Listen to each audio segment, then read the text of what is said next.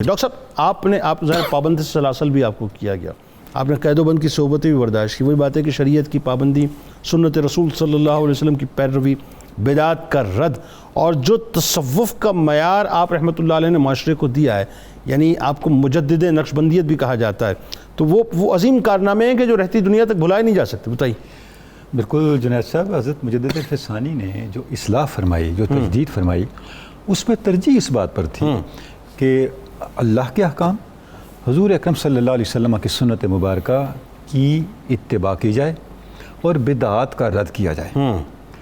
جنید صاحب، یہاں پہ تاریخ یہ رہی ہے کہ ہندو مت نے ہر آنے والے مذہب اور تہذیب کو اپنے اندر جذب کر لیا. ٹھیک ہے. ایک اسلام ہے جو بچا ہے. وہ کیوں بچا ہے؟ اس لیے بچا ہے کہ اسلام میں ہندوستان کے اندر ہر دور میں ایسی شخصیات موجود رہی ہیں جنہوں نے اسلام کے تشخص پہ کمپرومائز نہیں کیا. بالکل ٹھیک. اور لوگوں کو تیار کیا کہ وہ اس تشخص کی حفاظت کریں. وہ حفاظت کہاں سے ہوگی؟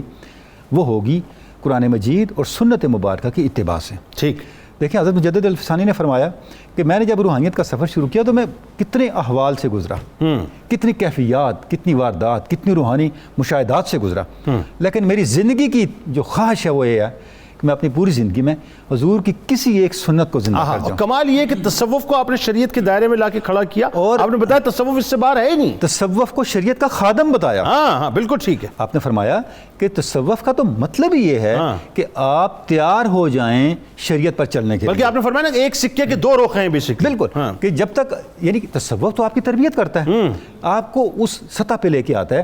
اب آپ کے لیے شریعت پہ چلنا اور احکام سنت پہ عمل کرنا تکلف نہیں رہتا، آپ کے لیے کوئی مشکل نہیں رہتی. ٹھیک. اچھا، جب آپ نے اس بات پہ زور دیا کہ آپ صلی اللہ علیہ وسلم کی اتباع کی جائے تو آپ فرماتے ہیں اس اتباع کے اندر آگے بڑھنا ہے. کیسے بڑھنا ہے؟ فرماتے ہیں جو پہلا درجہ اتباع کا وہ یہ ہے کہ آپ تصدیق قلبی کریں. ٹھیک ہے. اور آپ کو شریعت پر اطمینان ہو. واہ. یعنی آپ کا طبیعت کے اندر حضور اکرم صلی اللہ علیہ وسلم کے ذات پاک اور آپ کے فرامین کے حوالے سے کوئی شک شبہ باقی نہ رہے.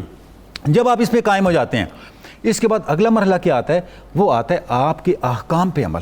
ٹھیک. آپ کی اخلاقیات پہ عمل. ٹھیک. کہ آپ اپنی شخصیت میں سے ان چیزوں کو نکالیں جو آپ صلی اللہ علیہ وسلم نے بری کہی ہیں. ٹھیک. اور جن کو اچھا کہا ان کو کریں، فالو کریں. اس کے بعد اگلا درجہ کیا آتا ہے کہ آپ ان احکام پہ اور ان چیزوں پہ عمل کریں جو ان احکام کا باطن ہے. ٹھیک. یعنی ان کی کیفیات کو بھی اپنے پر مرتب کریں. درست. پھر فرماتے ہیں اس سے اگلا درجہ کیا ہے کہ آپ صلی اللہ علیہ وسلم کے جو مقامات ہیں، آپ کے جو احوال ہیں روحانی، ان روحانی احوال کے فیوضات و برکات کو اور اس کے عکس کو اپنے اندر پیدا کرنے کی کوشش کریں. پھر فرماتے ہیں اس سے بھی ایک اگلا درجہ ہے. وہ اگلا درجہ کیا ہے؟ وہ یہ ہے کہ ان احوال و مقامات سے کون سے مشاہدات ملتے ہیں. واہ. ان مشاہدات کا عکس اور ان کی برکت بھی آپ کی زندگی کے اندر، حتیٰ کہ آپ کا ارتقاء ہوتے ہوتے آپ اس سطح پہ جا پہنچیں کہ آپ واصل بالحق ہوں، حق کے ساتھ وصال آپ کو میسر ہے. سبحان اللہ. اور آپ کی شخصیت، آپ کی ہستی اس سطح پہ پہنچے. اچھا جنید صاحب، آپ دیکھیں کہ مجدد الفسانی کا اس ساری کنٹریبیوشن کے اندر جو بڑا میجر کنٹریبیوشن جس طرح میں یہاں ضرور اشارہ کرنا چاہوں گا پلیز، وہ یہ ہے کہ حضرت مجدد کے اگر آپ مکتوبات پڑھیں، سینکڑوں مکتوبات، ٹھیک ہے، ان مکتوبات میں ایک چیز کھل کے سامنے آتی ہے. جس طرح میں نے شروع میں بھی کہا تھا کہ آپ انسانیت کا سرمایہ کیسے ٹھہرتے ہیں. آپ یہ فرماتے ہیں کوئی شخص کتنا ہی روحانی طور پہ بلند کیوں نہ ہو جائے، ٹھیک ہے، کتنے روحانی مشاہدات کا حامل کیوں نہ آ جائے، واحد روحانی مشاہدہ اور روحانی واردات جو ہر طرح کی تنقید سے بالا ہے، ہر طرح کے تجزیے سے بالا ہے اور ہر لحاظ سے، ہر شک و شبہ سے بالا تر ہو کے قابل تسلیم ہے، وہ آپ صلی اللہ علیہ وسلم کی وحی ہے. واہ. آپ کے علاوہ ہر شخص کا روحانی مشاہدہ سبجیکٹ ٹو کرٹیسزم ہے. واہ واہ. اس کو آپ کریٹیک سے گزار سکتے ہیں. واہ واہ. اس کا تجزیہ درکار ہے. واہ. اور اگر آپ ان مکتوبات کو پڑھیں جو آپ نے حضرت خواجہ باقی باللہ وہ جو الہام اور القے کی جو کیفیت ایسے ہی ہے. اچھا، اب جو جوابات دیے باقی باللہ نے، ان کے اندر بھی آپ کو یہ چیز نظر آتی ہے. یہ آپ نے کیا کیا؟ یہ آپ نے ختم نبوت کے اوپر پیرا دیا. واہ.